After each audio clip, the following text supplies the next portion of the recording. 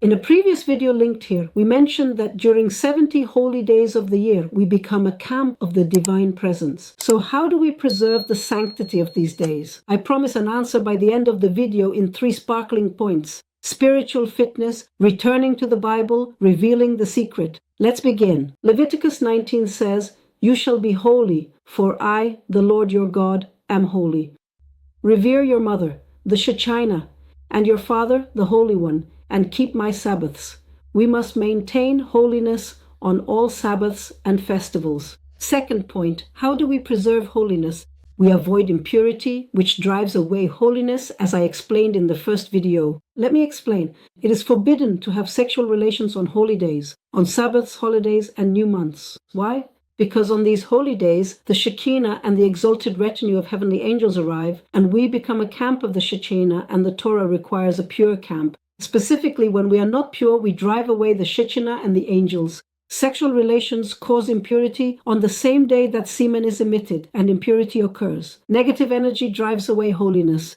Leviticus states, "If a woman lies with a man, they shall bathe and be impure until evening." Thus, sexual relations cause impurity, as sanctity in the divine camp equals the sanctity of Sabbaths and holy days. Why? Deuteronomy 23 says, "God walks in your camp to save you. It must be holy, so he sees nothing improper and leaves." Also, on Shabbat, intimacy is an act of creation. A world is created, a new child, but the Holy One, blessed be he who created worlds, ceased from creation on Shabbat, as it is said, "And God finished his work, and he rested on the 7th day." And certainly from creating on Shabbat. The creation of offspring on Shabbat is an act of creation, and the holy day includes sowing, impurity. All these things are forbidden, and therefore we too are commanded to rest. Third point, what is the law today? Unfortunately, the law today contradicts the divine commandment. The commonly accepted law today permits and even encourages having sexual relations on Shabbat and holidays. This is based on the interpretation of the Zohar, attributed to Rabbi Shimon Bar Yochai, according to which Torah scholars study all week, and we are to have marital relations on holy days in order to bring holy souls into the world. Is that really so?